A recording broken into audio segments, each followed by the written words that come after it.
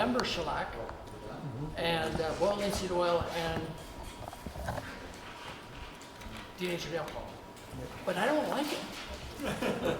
And then these were some of my first ones. My kids asked me to make some stuff, like these 3 candles with different kinds of bottoms. And I'm going to spray them. That's it. Thank you.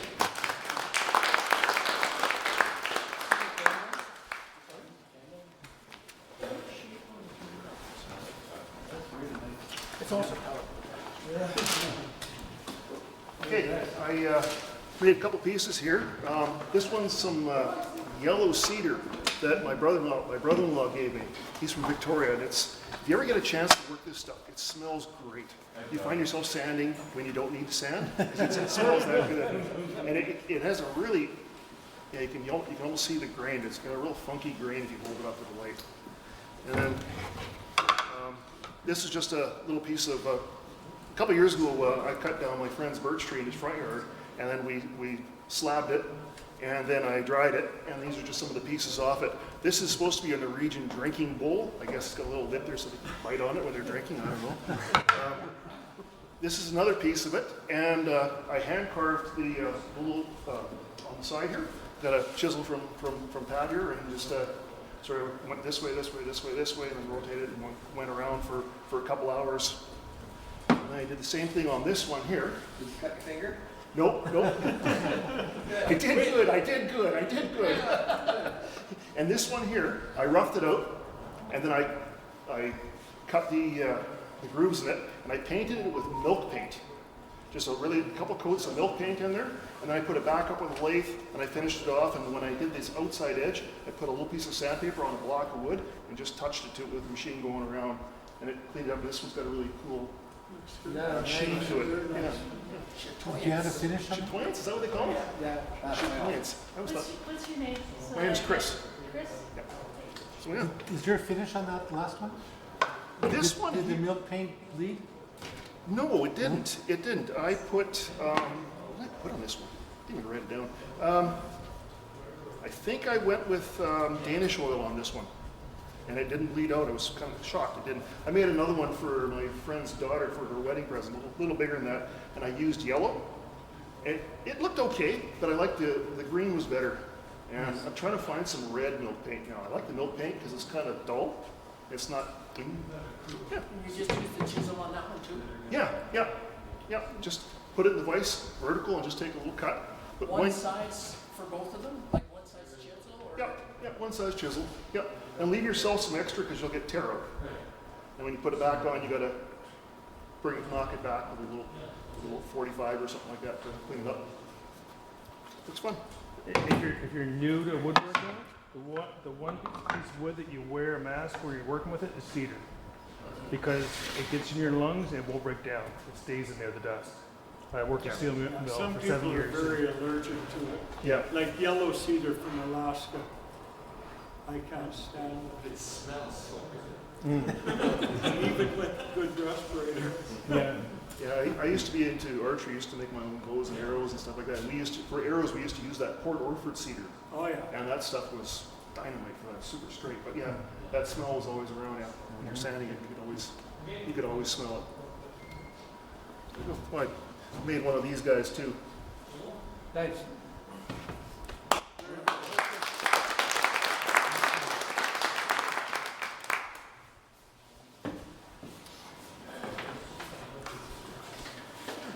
Nothing too big or anything, but I really enjoyed Bert's demo on the owls, and I thought my grandkids would like one, so I made a bunch for my grandkids, and this is one of them.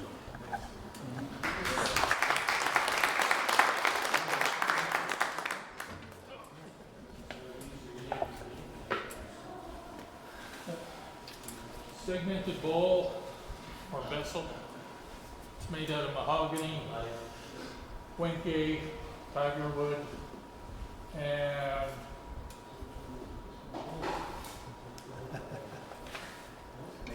yeah, that's it. Did you know how you did it? I built it in 3 pieces. So I built the bottom, then the centerpiece right here, I glued it, and then I got everything on the lathe like that. And then I put the rings on to build the top lip. And because the opening was big enough here, I could get in to clean up the transition on the glue up a little better. Can you give us a class on how to segment those designs?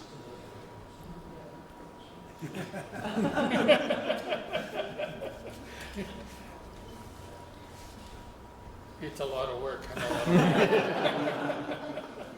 Something to think about, though. How many hours do you think it took?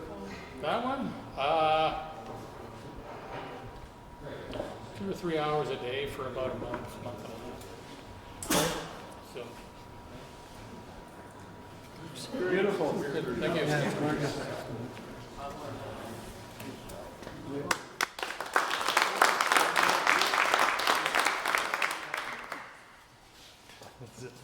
This is a bit of a novelty item. It's a piece of Mayday. We had beautiful wood grain on one end. There was a branch here. But on the other side, I actually created the crack and put a zipper on it. And I used a knurling tool on the bottom, which somebody had showed a couple of meetings ago. So the first time I tried that. So it turned out pretty cool. How do you insert the zipper? So I just used a Dremel to make an indent in the main piece. This is the second time I do a zipper. I can't remember if I had brought the other one a couple of years ago, but I cut back the material quite a bit so that it's very narrow. So just made a channel with my Dremel here, and then on the sides I just CA glued it to the sides. Thank you. Also had a piece of apple. This was a root ball, and there was quite a bit of punkiness in the bottom part. Like that, put the epoxy there, and this first time I used the pressure pot with the epoxy, and it worked out really nice. I ended up putting some beads on the bottom, and yeah, I think that's all I wanted to highlight on this one. Looks like you could put one of those stainless steel cups inserts in that one. Yeah. Very nice.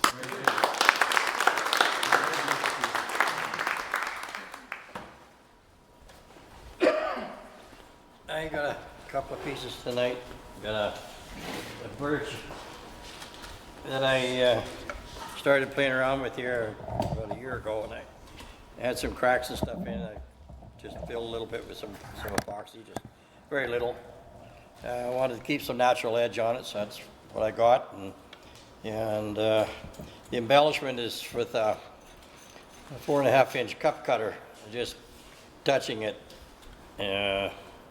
Hogged a few chunks out of it and smoothed it out with some sandpaper and ended up with flood coat on it, and there it is. So, that's it. And this is a collaboration. Where is he? Steve? Yeah. Oh, yeah. Right in front of you. That's part of his.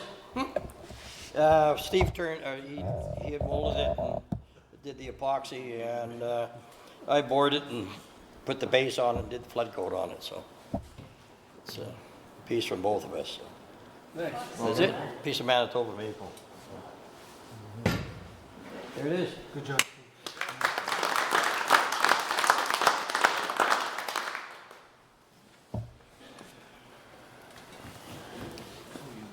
These are some with spruce cones in them and epoxy.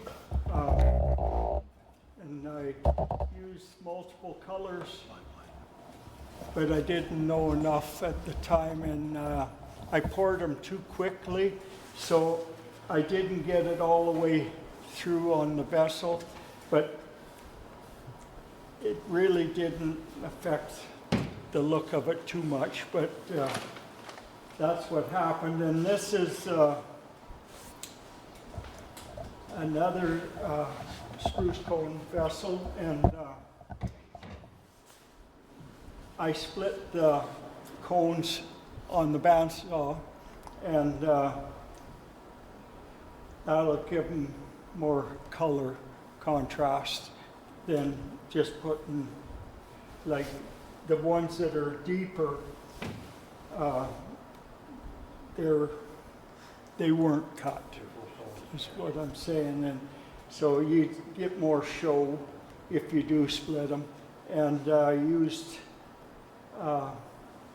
royal purple and lilac color for the color of the vessel. The pine cones, do you dry them first, or you? I dry them either in the microwave or the oven.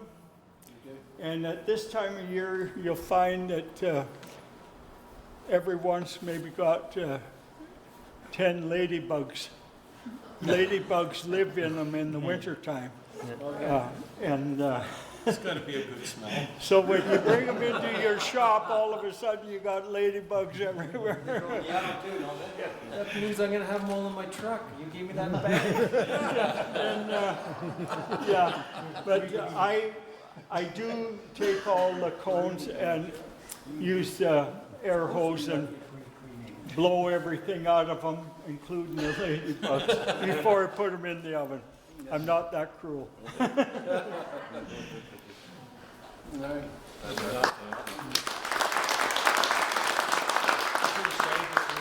Ladybugs there, because you could have put them all the way around the top of the box. Orange would go well. Yeah, little orange dots. Is that everybody?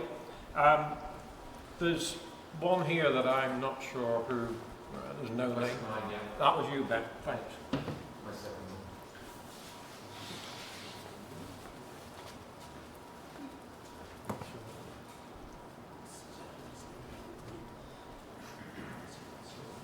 I forget when I was here last, because in the process of moving from Ontario. But they were a fellow was demonstrating wig stands, and they brought a bunch of wood in that we could make wood stands with. So I took some wood from you guys and made some wig stands for the cause. Thank you very much.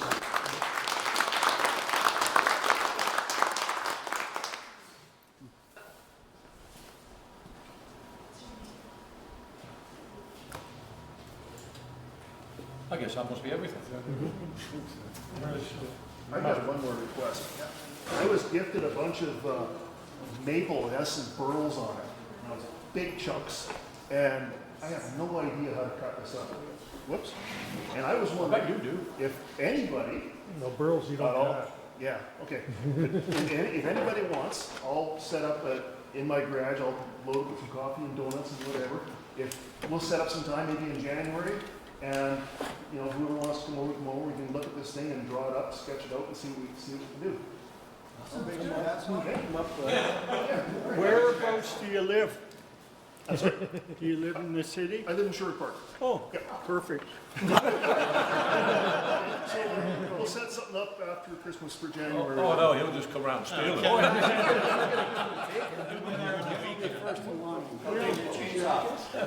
Yeah, we'll have them made before they get there. How big is it? How big is it?